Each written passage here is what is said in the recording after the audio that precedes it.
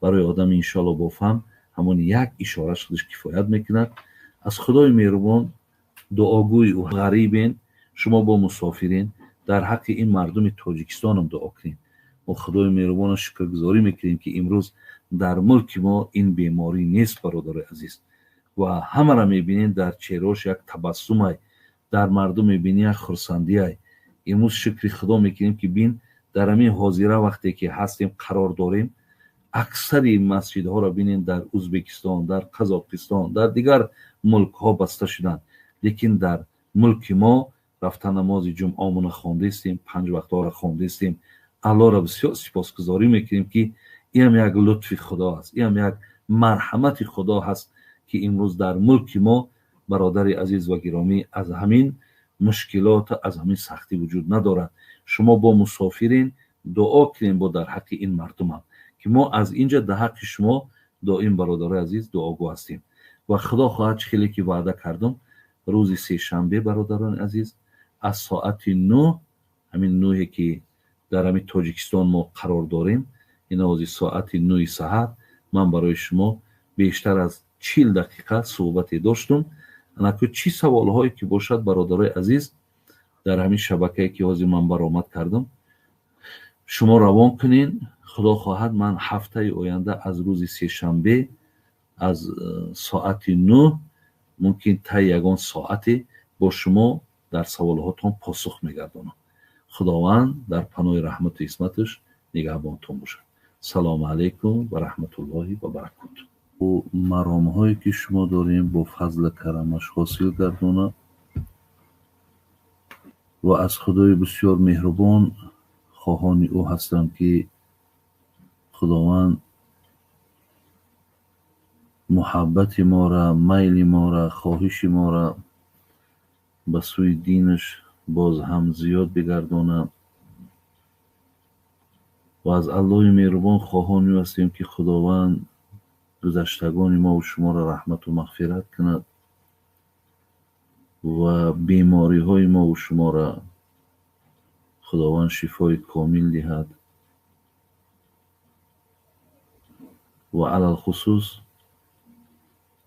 بیماری هایی که امروز برادران ما و شما گرفتار شدن خداوند شفای کامل شانتیه و آنهایی که بیمار نیستند خدای مهربان از این بیماری نگهشان می‌دارد. برادران عزیز و گرامی در این لحظه هایی که قرار داریم میخواستم یک حدیثی را از جناب رسول اکرم صلی الله علیه و سلم به سمع شما رسانم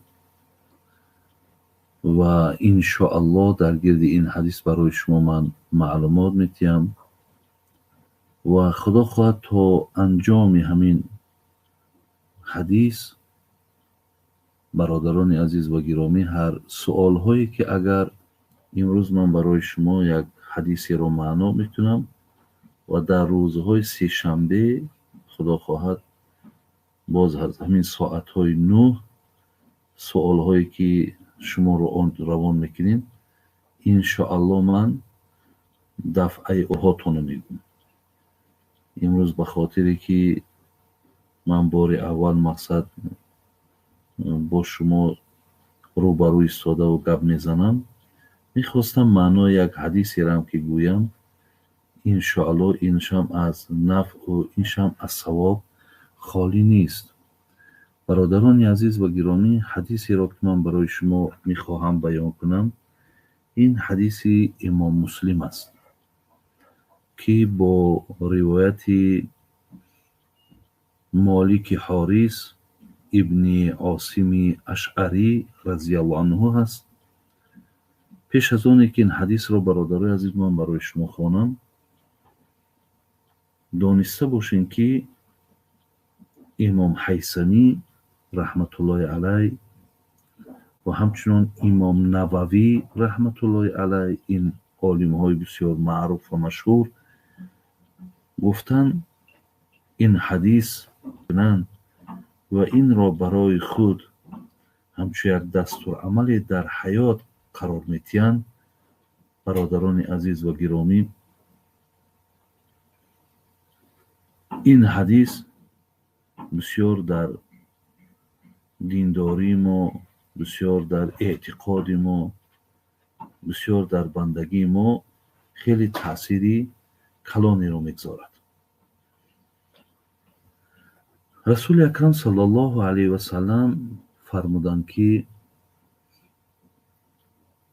аттуҳур шатрул имон валҳамдулиллоҳ тамлаул мизон ва субҳаналлоҳи валҳамдулиллаҳ тамлон ма байна ассамавоти вал арз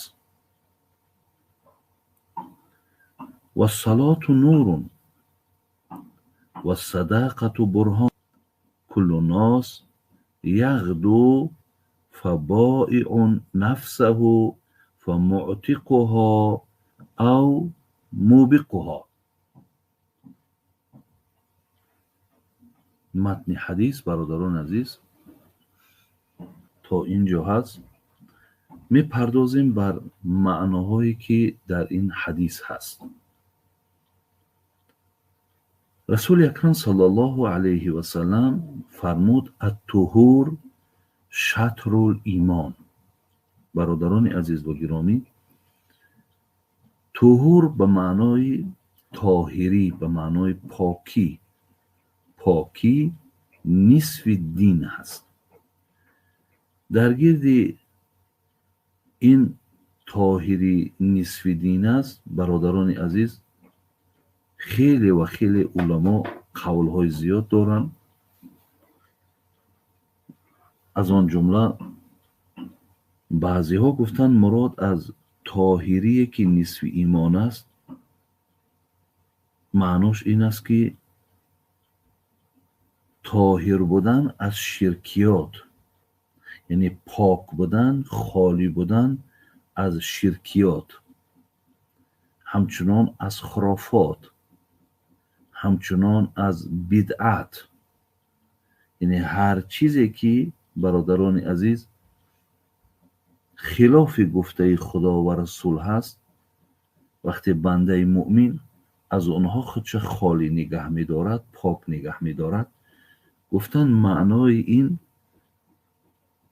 аттуҳур шатрул имон ҳамин аст.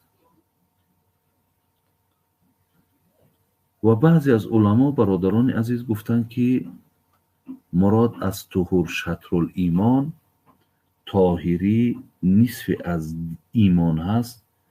маънош ин аст, мегӯяд ки гап дар сари ҳамон таҳорате ки мо шумо мекунем, мегӯяд гап сари ҳамин меравад. яъне далолат бар ҳамин мекунад ки бандаи муъмин бояд доим пок бошад, доим мақсад пой ба таҳорат бошад. дар ин росто ҳам мо, бародарони азиз, ҳадисҳои зиёдам аз расули акрам саллаллоҳу алайҳи васаллам ки бо ривояти ҳазрати усмон ибни аффон, ки ин домоди расули акрам саллаллоҳу алайҳи васаллам, ки усмони зиннурайн, яъне ду духтари расули акрам саллаллоҳу алайҳи васаллам ба навбат ки дар никоҳи ҳазрат буданд, рови ҳадис ҳазрати усмон аст ва ин ҳадисро ҳам имом муслим меорад. ҳазрати усмон фармуданд ки пайғамбари гиромӣ фармуд: ман таваддаъа фа аҳсана алвудуъа хараҷат хатоёҳу мин ҷасадиҳи ҳатта тахруҷа мин таҳти азфориҳи. расули акрам саллаллоҳу алайҳи васаллам гуфтанд ки ҳар касе ки таҳорат мекунад, ҳар касе ки, бародарони азиз, таҳорат мекунад, таҳорат вуҷуд дорад ки ҳар як аъзора се бор шустан, ин бандаи худо аз ҷасади ҳамун инсоне ки таҳорат мекунад, از جسدش هر یک خطاهایی که در جسد همین بنده بود، خواه در دستش بود، خواه در چشمش بود، خواه مقصد در زبانش بود، خواه در پایهاش بود، پیامبر نازنین گفتن که خطاها گفتن لغزش‌هاش از همین عضوهاش، از همین اعضاهاش پاک می شود. حتی بینین گفتن حتی تخرج من تحت اظفارهی، حتی خطا یا لغزشی که در زیر ناخنش باشد حتی وی هم بیرون می شود. برادران عزیز و گرامی، این حدیث حقیقتا برای گوش کننده و برای خواننده بسیار الهامی می بخشد.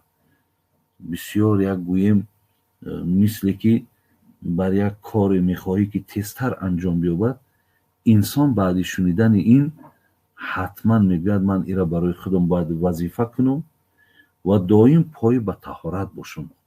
اگر شما اهمیت داده باشین برادران عزیز، گاه گاه اگر نفر اگر خواهد که گذراند یا او را باور کنی، وقتی که یگان سخنی را میگد و بعد در عقیبش چی میگه؟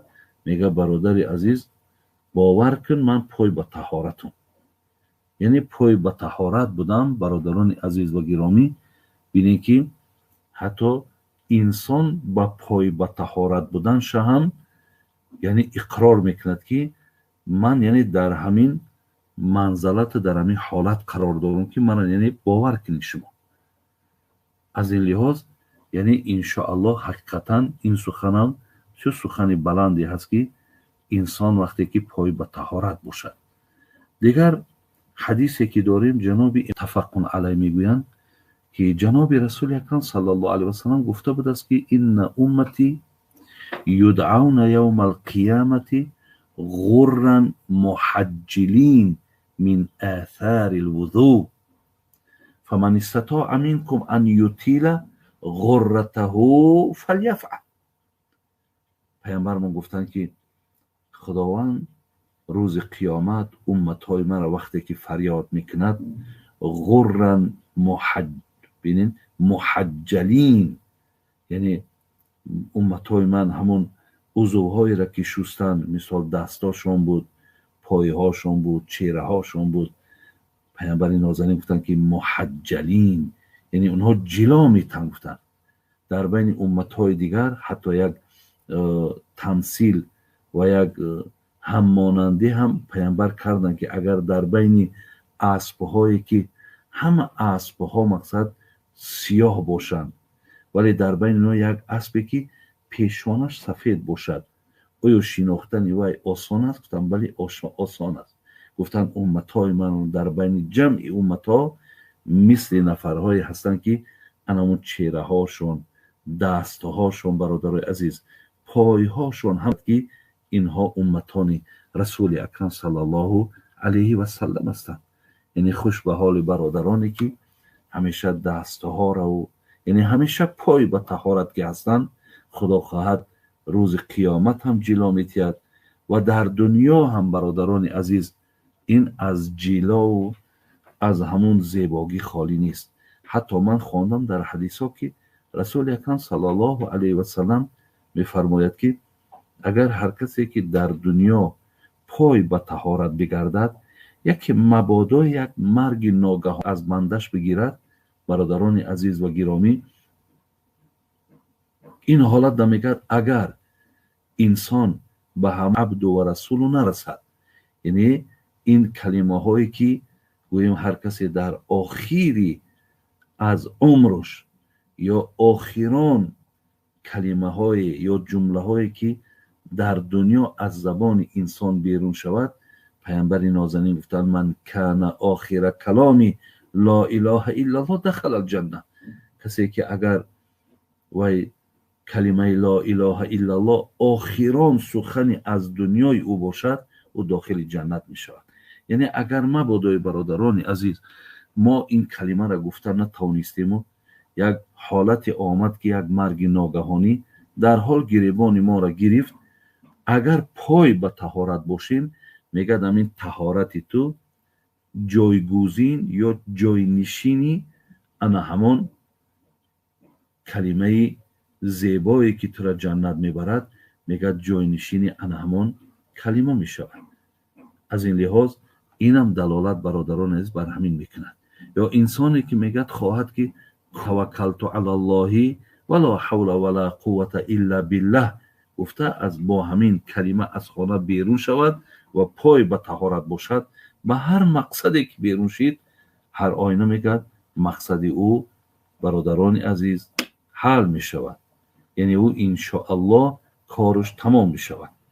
аз ин лиҳоз ҳатто ҷаноби ҳазрати умар ҳадисеро аз расули акрам саллаллоҳу алайҳи васалам расонид ки ҳар касе ки таҳоратро карду буд карду баъди таҳоратро тамом кардан гуфт ки ашҳаду ан ла илаҳаиллаллоҳ ваҳдаҳу ла шарика лаҳ ва ашҳаду анна муҳаммадан абдуҳу ва расулуҳ. баъди таҳората тамом кардан мега ҳар касе ин калимаро гӯяд ки инро ҳам имом муслим аз номи ҳазрати умар меорад. мегад вақте инро гӯяд илла футиҳат лаҳу абвобул ҷанна ас-самония ядхулу мин аййиҳа шоа. мегад баъди гуфтани ин калима аллоҳ 8 дари ҷаннатро бар болои ин бандаш кушода мекунад, аз ҳар даре ки мехоҳӣ вориди ҷаннат шавад. баъд шумо таҳорат кунед, хоҳ хоҳарои азизи мо бошад, хоҳ модарои азизи мо бошад, хоҳ бародарои азизи мо, шумо ҳамеша ҳеҷ гоҳ хавф ва хатар ва маргро аз назди худ дур надонед. зеро ки бародарони азиз ва гиромӣ, шоири араб мега алмавт яъти бахтатан, марг ногаҳон ба суроғи инсон меояд. агар хуш ба ҳол монд ки он замон бародарони азиз мо пой ба таҳорат бошем.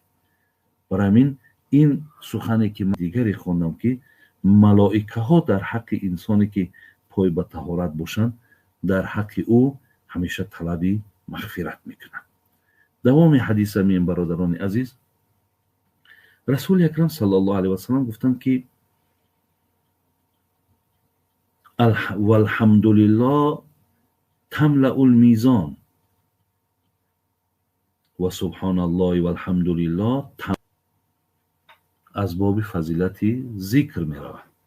яъне расули акрам саллаллоҳу алайҳи васалам гуфтанд ки ин калимаи алҳамдулиллоҳ ва ин калимаи субҳаналлоҳ, бародарони азиз ва гиромӣ, ин тамлаул мизон, яъне рӯзи қиёмат бародарони азиз ва гиромӣ ҳамон тарозуи аъмоли моро сангин мекардагӣ ана ҳамин калимаҳои алҳамдулиллоҳ, субҳаналлоҳ, ла илаҳаиллаллоҳ ки афзали зикр ла илаҳаиллаллоҳ ҳаст. вақте ки мо ира барои худмон бародарони азиз дарс мекунем ё вазифа мекунем ё доимо ба забонмон инҳоро ки мекунем, инҳо тарозуи ҳамон рӯзи қиёмати моро бисёр, паллаи тарозуи моро бисёр сангин мекунанд. ҳасани басрӣ бародарони азиз бисёр сухани зебо дорад. мегад аллоҳро ман сипосгузорӣ мекунам ки худои меҳрубон барои зикри худаш, барои ёди худаш ҷоеро махсус нагардонид.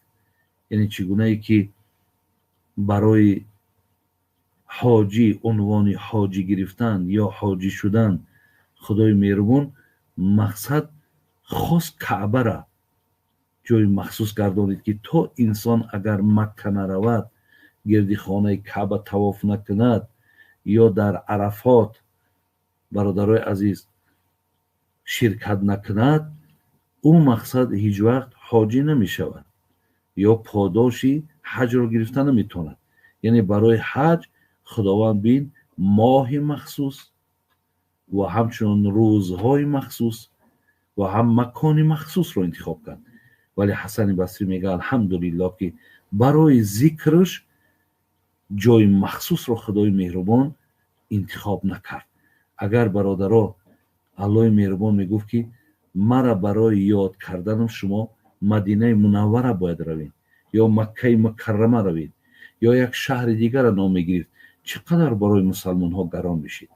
برای شما بینید در کجایی که نشسته باشین، در کجایی که دراز کشیده باشین، در کجای کار میکنین، در کجای دکانی که نشسته این، شما میتونید که مثلا در زبانتان الحمدلله، الله اکبر، هر جایی که شما گویین الله مهربان این یاد، این ذکر از همه شما قبول میکند.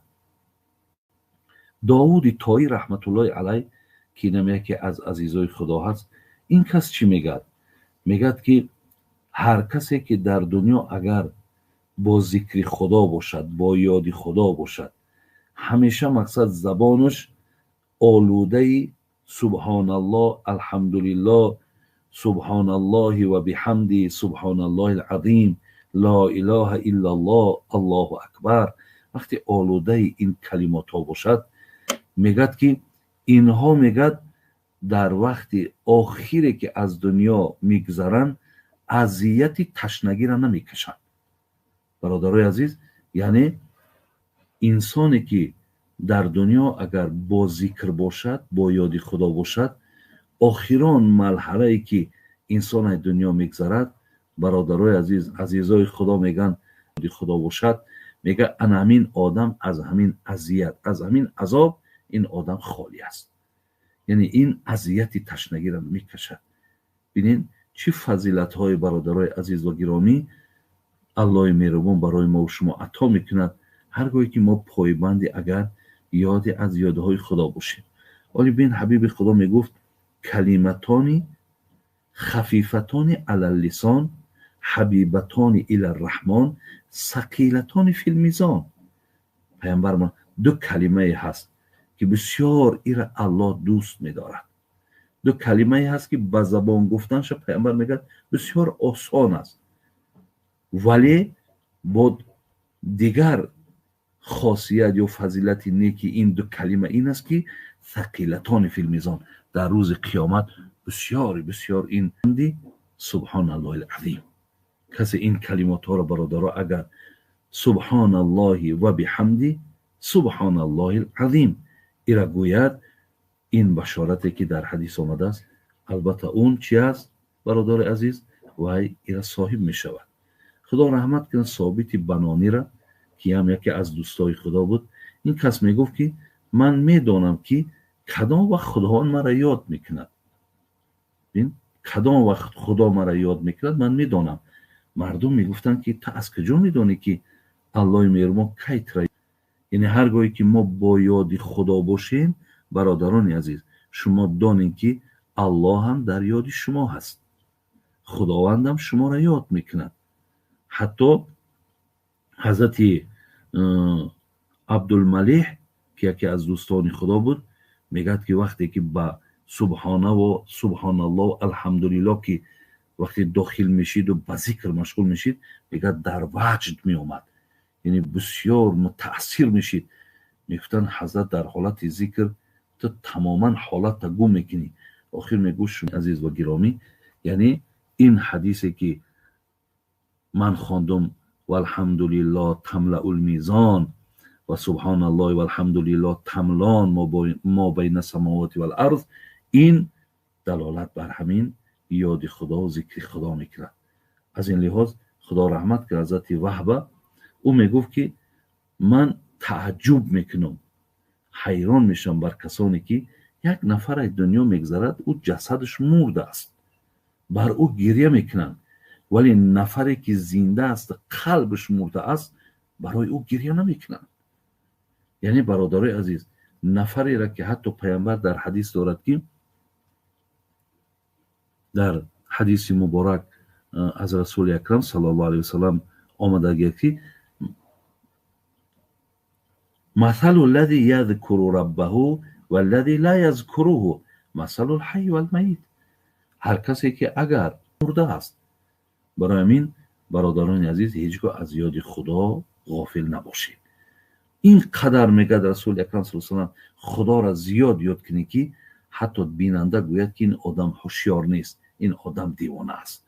تا این اندازه را ما را برادران عزیز تاکیدها آمدگی است. خدای مهربانم در قرآن یا ایها الذین آمنوا ذکروا الله ذکرا کثیرا و سبحوه بکرة و اصیلا. خدای مهربان میگه همیشه مرا زیاد یاد کنید، حتی از سحر تا بیگاه یادم کنید. ولی امروزها باز این مشکلاتی که تمامی روی عالم فرا گرفته است و این بیماری که دنیا را فرا گرفته است که اکثر مردم امروز گوییم در خانه ها نشستند، یعنی گوییم با اصطلاح موزه کرانتینی که اعلام کردن و مردم در خانه ها نشستند. بسیار بسیار برادرای عزیز این لحظه غنیمت است. شما در خانه ها که نشستین بیشتر به یاد خدا مشغول شوید. دوام حدیث چی میگه؟ و صلات نورون. پیامبر گفتن که نماز نور است. البته برادر عزیز این نور هست هم برای خانه قبرمون، هم برای مقصد دنیامون، هم برای آخرتمون. نماز برادر عزیز نور است. و دیگر عزیزای خدا از آن جمله عبدالقادر بیدل میگفت که نقش معکوس نگین از سجده می آید درست، سرنوشتی واژگون را راست می سازد نماز. ولی بینین میگه همین وقتش در انگشتری ها بود و در نگین انگشتری مهر بود، پیچت. میگه بینین که وقتی که همین مهر همین انگشتری را می آوردن خمش میکردن، یعنی وای رکوع میکرد وای سجده میکرد، وقتی که میگذاشتنش بالای همون ورق، اون چی در داخلی همون مهر بود مقصد بالای ورق دا خودش آشکار میکرد. یعنی انسانی که وقتی که رکوع میکند، وقتی سجده میکند، معناش همین است که این آدم الله را شناخت. این آدم در داخلش خیلی که مهر در داخلش چی حرفی که بود بالای همون کاغذ آورد، انسان هم در درونش اون محبت و میلی که داشت و در رکوع و در سجده مقصد نشان داد که من محب الله هستم، من مطیع الله هستم و میخواهم که از این خم و راست شدن از الله مهربان پاداش و ثواب بگیرم. برهان هست. برهان به معنای حجت هست که من آدم ایمان دارم. وقتی میبینین یک آدم صدقه میکند، احسان میکند، برادرای عزیز این معناش چی است؟ معناش همین است که این آدم همون دعوایی که میگه من الحمدلله مسلمانم، انا همون دعواش حقیقت دارم. که این آدم بینین که در تاجیکای ما میگن که پول دادن و جان دادن برابره. ولی وقتی اگر آدم ایمان باشد، انمون وسواس شیطانه، انمون مثال گوییم خواهشات نفسانی که او را نمیگذارد که این احسان کند، خیر کند، همین آدم در مقابل او با ایمانش ایستادگی است، با عقیده درستش ایستادگی است. به این خاطر پیامبر میگه صدقه این برهان است. برادران عزیز و گرامی، صدقه هم ولی چگونه ای که من قید کردم که امروزها برادرای عزیز برای آدمانی که در خانه نشستند و بسیار یک حالت غنیمتی هست که مردم به ذکر مشغول شود. امروز هم برادران عزیز من از طریق اینترنت و از زبان برادران میشنویم که میبینیم بسیار بسیار مردهای خیرخواه خیلی زیادن. الله مهربان شما را حفظ کنه، خدای مهربان مالهاتون با زیاد کنه. برادرها در سوره سبا آیت 39 خدای مهربان چی میگه؟ میگه اعوذ بالله من الشیطان الرجیم و ما انفقتم من شیء فهو یخلفه. برادرای عزیز خدا میگه همون مالهایی را که شما در راه من صاحب دستگاه و دکان نبودین، شما صاحب اینقدر کار و فر نبودین و خدای مهربان که برای شما این مال داد، ببین همون الله چونده در دستان میتون.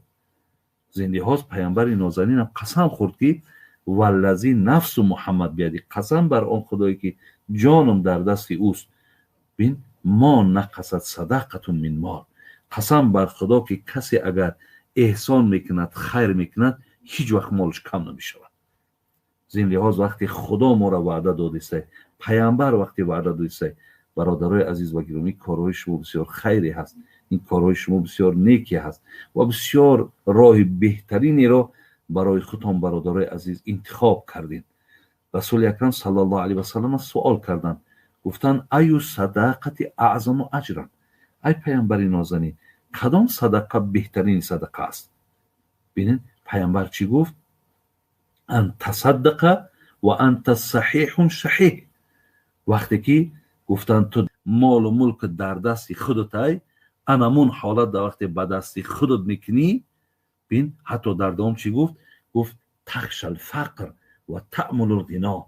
حتی میگه در فکرت همین خیلی سخنها میآید که من این قدر مبلغی را که جدا میکنم، مقصد $10,000 $20,000 برای برادرایی که امروز بیکارن، برای برادرایی که امروز دست نارسند، برای برادرایی که امروز محتاجند، من این $20,000 $50,000 را برده احسان میکنم یکی کمبغل نشم. پیامبر میگه در ذهنش اینها میآید، یا از مال من اینها کم میشود یکی مبادا پگاه بی پول نمانم. میگه این وسواسه شیطانی است. رسول اکرم صلی الله علیه و سلم گفتند به اینها اهمیت ندین، از این در بالاتر بهتر الله و پیامبرش تو چی وعده کرد؟ تو سخن الله و پیغمبر بگیر. از این لحاظ برادران عزیز و گرامی، خدا برکتتان تید. دیروز مرا برادرم مخصومی نصرت الله از نوسیبیرسک هم زنگ زد، گفت در حق یک جمعیتی که قریب 80 نفریم ما جمع شدیم و مردمی که در امروز خانه ها نشستند، یعنی ما دستگیری کردیم، احسان کردیم و انشاءالله من از او برادرایی که در اون شهرها هستند آگاهی دارم و در هر جا که شینم من الله مهربان همیشه دعا میکنم که خدا او برادرای ما که خیلی برادرای بغیرتن، خیلی برادرای هستند که هر کس در راست اونها گمانهای نیک دارد، خدای مهربان باز هم مالدارشون کند، باز هم ثروتدارشون کند و این خیر و احسان ها و این غیرت هایی را که اونها پیشه کردن خدای مهربان همیشه در عوض این عمر دراز و ایمان کامل شون تید. انشاءالله من در حق همه برادرای، نه تنها نوسیبیر بلکه برادرایی که امروز میبینیم در هر گوشه های شهرهای بیرون از تاجیکستان مردم در مال تقسیم کرده استند دست. من یک قصه را برای شما میارم برادرای عزیز، شما بعد در برابر این یعنی برای یک عبرت انشاءالله که شما خدا خواهد فهمیش زیادم دارین، الکی فهمیش نمیداشتین، توفیق نمیداشتین، اینقدر مبلغای زیادی را دستگیری برای مردم صرف نمیکردین. میگه یک نفری بود برادرها به نام طلحه ابن عبیدالله، این صحابه پیامبرمون بود. میگه یک نفر پیش آمد و گفت حضرت من قرض دارم، بسیار حالم تنگه، کمکم نمیکنی، یاردم نمیکنی. برادرها نفری را که نمیشناسد نمیداند، چخیلی که شما هم نمیشناسید نمیدونین دستاشون گرفتیستین.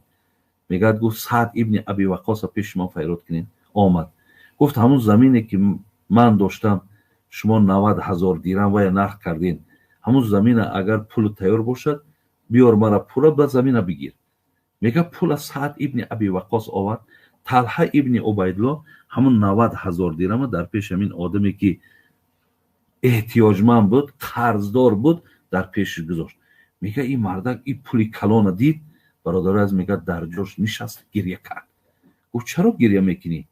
مقصد از این دم بیشتر قرض داری؟ گفت نه، گریه من بر این است که حیف بر همین خاک، حیف بر همین زمین که تو بر این جوان مرد گو میخرد نابود میکند. یعنی شما گفت خدا شما را عمر دراز اتیاد که شما دیرتر داخل این خاک شوین تا این غیرت و این مثال جسارتی که من در تو میبینم. برای این خدای مهربان برکت تونتیا برادرای عزیز، راه های همین صحابه ها برای ما و شما درسه.